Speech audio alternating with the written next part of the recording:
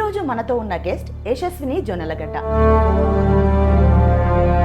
మహాసముద్రం ప్రయాణం కూడా చిన్న నీటి బొట్టుతో మొదలవుతుంది. అలా తను ఒక్కరుగా పూనుకుని 4000 కుటుంబాలని ఆదుకున్నారు ఆవిడ. మన కోసం మనం ఒక్కటి తిని బతకడం కాదు, మన చుట్టుపక్కల ఉన్న వాళ్ళు.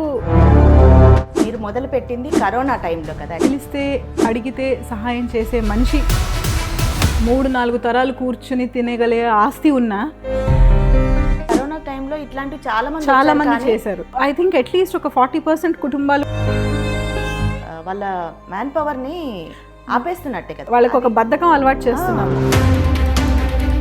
మీకు ఇప్పటి వరకు అయిన వాటిల్లో బాగా కదిలించిన ఇన్సిడెంట్ ఏదైనా ఉందా? ఇప్పటి నుంచి చైల్డ్హుడ్ ఫ్రెండ్ లాంటి పిల్ల దగ్గరికి వెళ్తే ఈ అమ్మాయిని దింపడానికి ట్రై చేసింది ప్రాస్టిట్యూషన్లోకి. 10 మంది చేయగలుగుతాం, ఒక మ్యాక్సిమం 50 మంది చేయగలుగుతాం. సో వాళ్ళకు ఒక సస్టైనబుల్ ఏదో ఒకటి ఆలోచిస్తే వాళ్ళు పిల్లల్ని చదివించుకోగలరు.